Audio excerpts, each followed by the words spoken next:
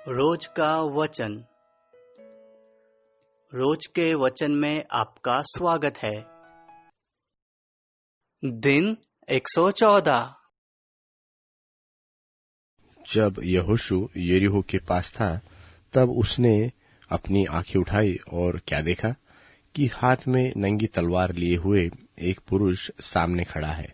और यहोशू ने उसके पास जाकर पूछा, क्या तू हमारी ओर का है व हमारे बैरियों के ओर का? उसने उत्तर दिया कि नहीं, मैं यहोवा की सेना का प्रधान होकर अभी आया हूं। तब यहोशू ने पृथ्वी पर मुंह के बल गिरकर दंडवत किया और उससे कहा, अपने दास के लिए मेरे प्रभु की क्या आज्ञा है? यहोवा की सेना के प्रधान ने यहोशू से कहा, अपनी जूती पांव से उतार डाल, क्योंकि जिस स्थान पर तू खड़ा है वह पवित्र है। तब यहोशू ने वैसा ही किया।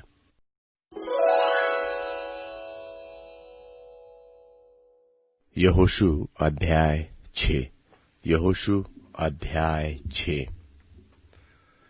यरीहो के सब फाटक इस्राएलियों के डर के मारे लगातार बंद रहे और कोई बाहर भीतर आने जाने नहीं पाया था। फिर यहोवा ने यहोशू से कहा, सुन, मैं यरीहो को उसके राजा और शूरवीरों समेत तेरे वश में कर देता हूं। सो तुम में जितने योद्धा है नगर को घेर ले और उस नगर के चारों ओर एक बार घुमाए, और 6 दिन तक ऐसा ही किया करना। और 7 याजक संदूक के आगे आगे जुबली के 7 नरसिंगे लिए हुए चले। और फिर 7वें दिन तुम नगर के चारों ओर 7 बार घूमना, और याजक भी नरसिंगे फूंकते चले। और जब वे जुबली के नरसिंगे देर तक फूंकते रहे, तब सब लोग नरसिंगे का शब्द सुनते ही बड़ी ध्वनि से जय जयकार करे। तब नगर की शहरपनाह नेव से गिर जाएगी और सब लोग अपने अपने सामने चढ़ जाए। सो नून के पुत्र यहोशू ने याजक को बुलवाकर कहा, वाचा के संदूक को उठा लो। और 7 याजक यहोवा के संदूक के आगे आगे जुबली के 7 नरसिंगे लिए चले। और फिर उसने लोगों से कहा, आगे बढ़कर नगर के चारों ओर घुमाओ। और हथियारबंद पुरुष यहोवा के संदूक के आगे आगे चले। और जब यहोशू ने ये बातें लोगों से कह चुका, तो वे 7 याजक जो यहोवा के सामने 7 नरसिंगे लिए हुए थे, नरसिंगे फूंकते हुए चले। और यहोवा की वाचा का संदूक उनके पीछे पीछे चला। और हथियारबंद पुरुष नरसिंगे फूंकने वाले याजकों के आगे चले और पीछे वाले संदूक के पीछे पीछे चले, और याजक नरसिंगे फूंकते हुए चले। और यहोशू ने लोगों को आज्ञा दी कि जब तक मैं तुम्हें जय जयकार करने की आज्ञा न दूं, तब तक जय जयकार न करो, और न तुम्हारा कोई शब्द सुनने में आए, न कोई बात तुम्हारे मुंह से निकलते पाए। आज्ञा पाते ही जय जयकार करना। उसने यहोवा के संदूक को एक बार नगर के चारों ओर घुमवाया। तब वे छावनी में आए और रात वही काटी। बिहान को यहोशू सवेरे उठा, और याजकों ने यहोवा का संदूक उठा लिया। और उन 7 याजकों ने जुबिली के 7 नरसिंगे लिए और यहोवा के संदूक के आगे आगे फूंकते हुए चले। और उनके आगे हथियारबंद पुरुष चले, और पीछे वाले यहोवा के संदूक के पीछे पीछे चले, और याजक नरसिंगे फूंकते चले। इस प्रकार वे दूसरे दिन भी एक बार नगर के चारों ओर घूमकर छावनी में लौट आए, और इसी प्रकार उन्होंने 6 दिन तक किया। फिर 7वें दिन वे भोर को बड़े तड़के उठकर उसी रीति से नगर के चारों ओर 7 बार घुमाए। केवल उसी दिन वे 7 बार घूमे। तब 7वीं बार जब याजक नरसिंगे फूंकते थे, तब यहोशू ने लोगों से कहा, जय जयकार करो, क्योंकि यहोवा ने यह नगर तुम्हें दे दिया है, और नगर और जो कुछ उसमें है यहोवा के लिए अर्पण ही वस्तु ठहरेगी। केवल राहाब वेश्या और जितने उसके घर में हो वे जीवित छोड़े जाएंगे, क्योंकि उसने हमारे भेजे हुए दूतों को छिपा रखा था। और तुम अर्पण की हुई वस्तुओं से सावधानी से अपने आप को अलग रखो। ऐसा न हो कि अर्पण की वस्तु ठहराकर पीछे उसी अर्पण की वस्तु में से कुछ ले लो, और इस प्रकार इस्राएली छावनी को भ्रष्ट करके उसे कष्ट में डाल दो। सब चांदी सोना और जो पात्र पीतल और लोहे के है वह यहोवा के लिए पवित्र है और उसी के भंडार में रखे जाए। तब लोगों ने जय जयकार किया और याजक नरसिंगे फूंकते रहे। और जब लोगों ने नरसिंगे का शब्द सुना तो फिर बड़ी ही ध्वनि से उन्होंने जय जयकार किया। तब शहरपनाह नेव से गिर पड़ी और लोग अपने अपने सामने से उस नगर में चढ़ गए और नगर को ले लिया। और क्या पुरुष, क्या स्त्री, क्या जवान, क्या बूढ़े, वरन बैल, भेड़, बकरी, गधे और जितने नगर में थे उन सबों को उन्होंने अर्पण की वस्तु जानकर तलवार से मार डाला। तब यहोशू ने उन दोनों पुरुषों से जो उस देश का भेद लेने गए थे कहा, अपनी शपथ के अनुसार उस वेश्या के घर में जाकर उसको और उसके पास हो उन्हें भी निकाल ले आओ।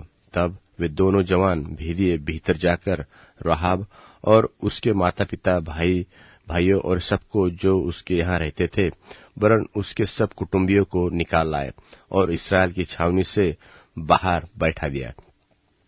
तब उन्होंने नगर को और जो कुछ उसमें था सबको आग लगाकर फूंक दिया। केवल चांदी, सोना और जो पात्र पीतल और लोहे के थे उनको उन्होंने यहोवा के भवन के भंडार में रख दिया।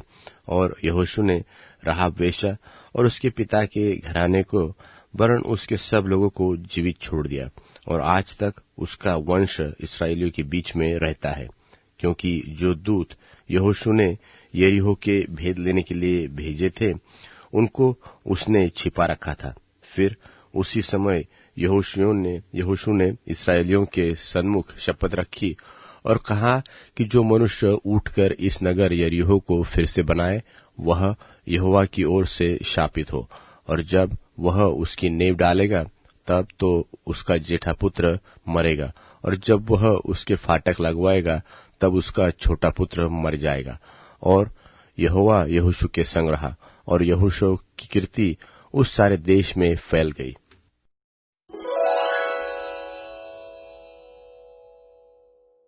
यहोशू अध्याय 7। यहोशू अध्याय 7। आकान का पाप। परंतु इस्राएलियों ने अर्पण की वस्तु के विषय में विश्वासघात किया, अर्थात यहूदा गोत्र का आकान जो जेरह वंशी जब्दी का पोता और कर्मी का पुत्र था, उसने अर्पण की वस्तु में से कुछ ले लिया।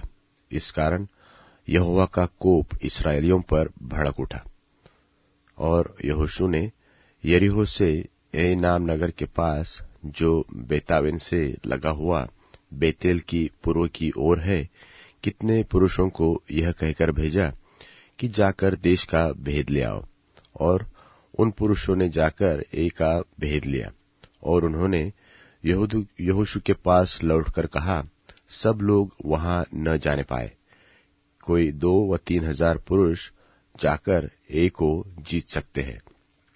सब लोगों को वहां जाने का कष्ट न दे, क्योंकि वे लोग थोड़े ही हैं। इसलिए कोई 3 हजार पुरुष वहां गए, परंतु एक के रहने वालों के सामने से भाग आए। तब एक के रहने वालों ने उनमें से कोई 36 पुरुष मार डाले और अपने फाटक से शबारिम तक उनका पीछा करके उतराई में उनको मारते गए। तब लोगों का मन पिघलकर जलसा बन गया। तब यहोशू ने अपने वस्त्र फाड़े और वह और इस्राएली वृद्ध लोग यहोवा के संदूक के सामने मुंह के बल गिरकर पृथ्वी पर सांझ तक पड़े रहे। और उन्होंने अपने सिर पर धूल डाली। और यहोशू ने कहा, हाय प्रभु यहोवा, तू अपनी इस प्रजा को यरदन पार क्यों ले आया? क्या हमें एमोरियों के वश में करके नष्ट करने के लिए ले आया है? भला होता कि हम संतोष करके यरदन के उस पार रह जाते। हाय प्रभु, मैं क्या करूं जब इस्राएलियों ने अपने शत्रुओं को पीठ दिखाई है? क्योंकि कनानी वरन इस देश के सब निवासी यह सुनकर हमको घेर लेंगे और हमारा नाम पृथ्वी पर से मिटा डालेंगे। फिर तू अपने बड़े नाम के लिए क्या करेगा? यहोवा ने यहोशू से कहा, उठ, खड़ा हो जा। तू क्यों इस भांति मुंह के बल पृथ्वी पर पड़ा है? इस्राएलियों ने पाप किया है और जो वाचा मैंने उनसे अपने साथ बांधी थी उसको उन्होंने तोड़ दिया है। उन्होंने अर्पण की वस्तु में से ले लिया, वरन चोरी भी की और छल करके उसको अपने सामान में रख लिया है। इस कारण इस्राएली अपने शत्रु के सामने खड़े नहीं रह सकते। वे अपने शत्रुओं को पीठ दिखाते हैं, इसलिए कि वे आप अर्पण की वस्तु बन गए हैं। और यदि तुम अपने मध्य में से अर्पण की वस्तु को सत्यानाश न कर डालोगे, तो मैं आगे को तुम्हारे संग नहीं रहूंगा। उठ, प्रजा के लोगों को पवित्र कर, उनसे कह कि बिहान तक अपने अपने को पवित्र करो, क्योंकि इस्राएल का परमेश्वर यहोवा यह कहता है कि हे इस्राएल, तेरे मध्य में अर्पण की वस्तु है। इसलिए जब तक तू अर्पण की वस्तु को अपने मध्य में से दूर न करे, तब तक तू अपने शत्रुओं के सामने खड़ा न रह सकेगा।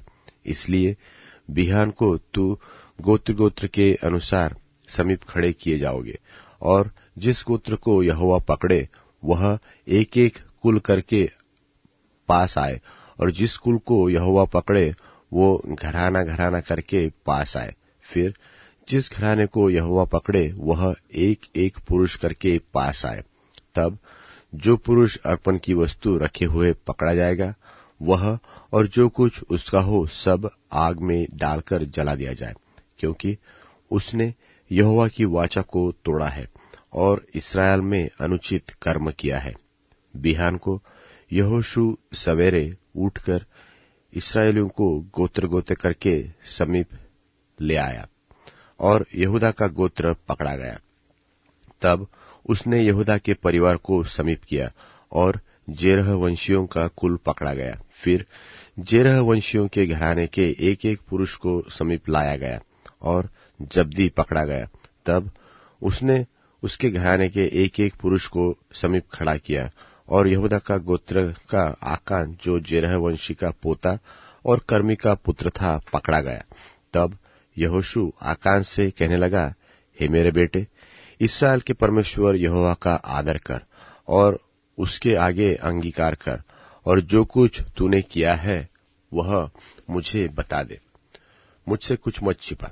और आकान ने यहोशू को उत्तर दिया कि सचमुच मैंने इस्राएल के परमेश्वर यहोवा के विरुद्ध पाप किया है, और यह मैंने किया है कि जब मुझे लूट में शिनार देश का एक सुंदर ओढ़ना और 200 शेकिल चांदी और 50 शेकिल की सोने की एक ईंट दिखाई पड़ी, तब मैंने उनका लालच करके उन्हें रख लिया।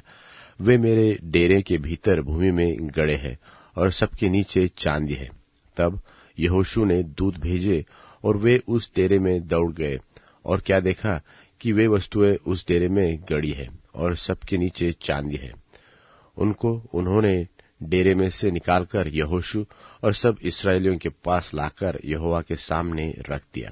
तब सब इस्राएलियों समेत यहोशू जेरह वंशी आकान को और उस चांदी और ओढ़ने और सोने की ईंट को और उसके बेटे बेटियों को और उसके बैलों, गधों और भेड़ बकरियों को और उसके डेरे को, निदान जो कुछ उसका था, उन सब को आकोर नाम तराई में ले गया। तब यहोशू ने उनसे कहा, तूने हमें क्यों कष्ट दिया है? आज के दिन यहोवा तुम्ही को कष्ट देगा। तब सब इस्राएलियों ने उसको पत्थरवाह किया और उनको आग में डालकर जलाया और उनके ऊपर पत्थर डाल दिए, और उन्होंने उसके ऊपर पत्थरों का बड़ा ढेर लगा दिया, और जो आज तक बना है। तब यहोवा का भड़का हुआ कोप शांत हो गया। इस कारण उस स्थान का नाम आज तक अकोर तराई पड़ा है।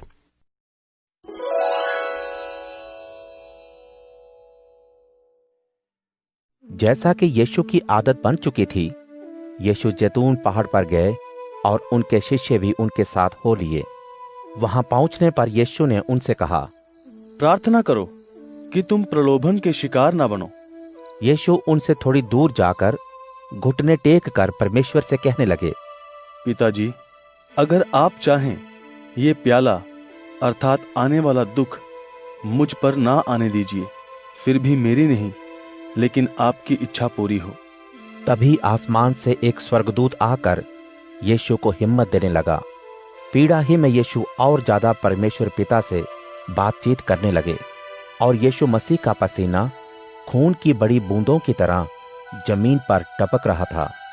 वहां से वापस अपने शिष्यों के पास आने पर यीशु ने उन्हें उदासी की वजह से सोते हुए पाया और उनसे कहा, तुम लोग सो क्यों रहे हो? उठो और प्रार्थना करो ताकि तुम प्रलोभन में ना पड़ जाओ। जब यीशु ऐसा कह ही रहे थे, तभी वहां अचानक एक भीड़ आ पहुंची। यहूदा जो 12 शिष्यों में से एक था, भीड़ के आगे चला आ रहा था। यीशु का चुंबन लेने के लिए वे आगे बढ़ा, लेकिन यीशु बोले, यहूदा, क्या चुंबन लेकर तुम मुझे पकड़वाना चाहते हो? यीशु के साथ चारों तरफ खड़े लोगों ने जब ये देखा तो बोल उठे, गुरुजी, क्या हम तलवार से हमला बोले? उनमें से किसी एक ने तलवार चलाकर प्रधान पुरोहित के नौकर का कान काट डाला। इसके बाद यीशु ने उसके कान को छूकर उसे ठीक कर दिया। इसके बाद यीशु ने प्रधान पुरोहित, प्रार्थना भवन के सुरक्षा अधिकारियों और बुजुर्गों से कहा, क्या तुम मुझे चोर की तरह पकड़ने के लिए तलवारों और दूसरे हथियारों के साथ आए हो? मैं हर दिन प्रार्थना भवन में तुम्हारे साथ ही रहा करता था, तब तुम में से किसी ने भी मेरे खिलाफ हाथ न उठाया। लेकिन इस समय के तुम ही मालिक हो और शैतान की शक्ति भी तुम्हारे पक्ष में है। तब वे लोग यीशु को अपने साथ प्रधान पुरोहित के घर तक ले गए, लेकिन पतरस धीरे धीरे पीछे चलता गया। जहां लोग आंगन में आग जलाकर बैठे ताप रहे थे, वहीं पतरस भी जाकर बैठ गया। तभी एक नौकरानी ने पतरस को वहां बैठे देखकर कहा, ये आदमी भी यीशु के साथ था। पतरस ने तुरंत कहा, हे महिला, मैं तो उस व्यक्ति को जानता तक नहीं। कुछ समय के बाद किसी और ने पतरस को वहां बैठे देखा और कहा, तुम भी उसके साथ थे? लेकिन पतरस बोला, हरगिज नहीं, मैं तो उसे जानता ही नहीं। 1 घंटे बाद किसी और ने कहा, सचमुच ये व्यक्ति उसके साथ था, क्योंकि ये भी गलीली है। तब पतरस ने कहा, भाई साहब, आप क्या कह रहे हैं? मुझे समझ में नहीं आ रहा है। उसी समय यीशु ने मुड़कर पतरस को देखा। पतरस को भी यीशु की कही बात याद आई कि मुर्गे के बांग देने से पहले तुम 3 बार मेरा इनकार कर चुकोगे। तभी पतरस बाहर जाकर फूट फूट कर रोने लगा।